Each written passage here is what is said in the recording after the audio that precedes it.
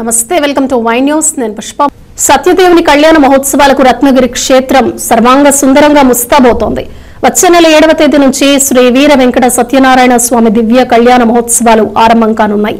ఈ నేపథ్యంలో ఇవాళ ఆలయ ఈవో వీర్ల సుబ్బారావు అధ్యక్షతన కళ్యాణ మహోత్సవ ఏర్పాట్లపై సమీక్షా సమావేశం జరిగింది.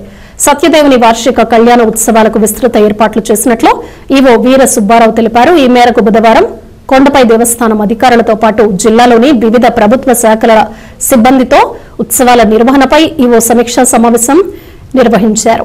ఏవో అధ్యక్షతన జరిగిన ఈ సమీక్షలో వచ్చే నెల 7వ తేదీ నుండి వారం రోజుల పాటు నిర్వహించే ఈ ఉత్సవాలకు వచ్చే భక్తులకు సదుపాయాలు కల్పించేందుకు ప్రణాళికాబద్ధంగా ఏర్పాట్లు చేయాలని నిర్ణయించారు.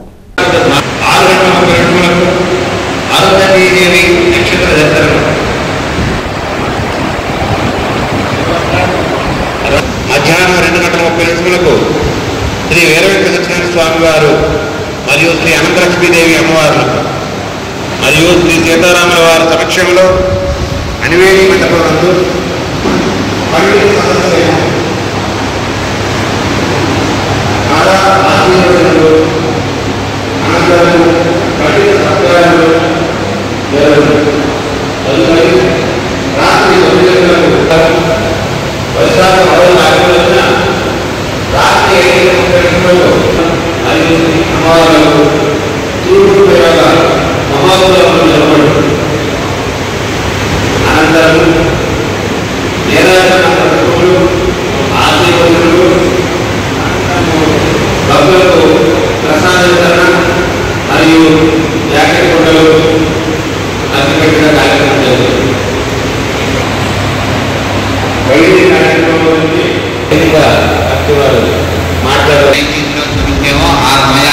ప్రారంభమవుతాయండి.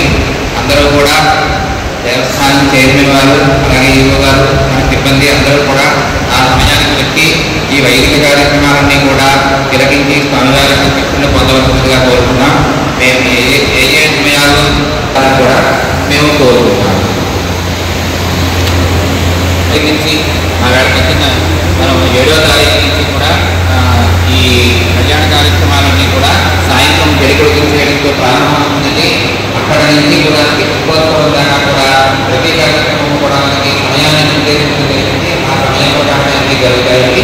అందులో వాటికి సంబంధించినవన్నీ కూడా పురోహితులు అలాగే అర్చకులు అన్ని కూడా ముందుగానే నిర్దేశించి ప్రతిదీ నిర్ణయించి అక్కడ కావాల్సిన సామగ్రి కానీ అలాగే బైపాస్ రోడ్ మీదుగా మళ్లించేటప్పుడు చర్యలు తీసుకోవాలని పోలీస్ శాఖ వారిని అభ్యర్థిస్తున్న దానికి మన ఎస్ఐ గారి సిఐ గారికి స్పందించవలసిందిగా కోరుతున్నాను.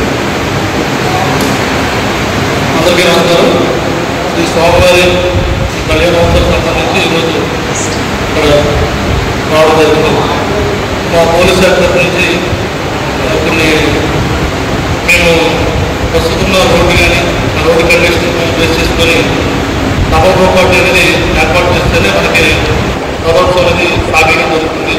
డబల్ ప్రాపర్టీ ఉన్నప్పుడు మనకి ఏ రకమైన చిన్న ఇన్సిడెంట్ లేకుండా ఫ్రీగా రథోత్సవం జరుగుతుంది. ఎందుకంటే మధ్యలో మనకి బ్యారికేడ్ డివైడ్ ఆ డివైడ్ ఉండడం వల్ల డివైడ్ దాటి మనం ప్రాపర్టీని కవర్ చేయాలి. సో దాని నిమిత్తం మీ వైపు నుంచి ఒక 35 మెంబర్స్ ప్రైవేట్ వాళ్ళు యూత్ ఎన్రోల్మెంట్ మాత్రమే మనకు ఇవ్వాల్సింది.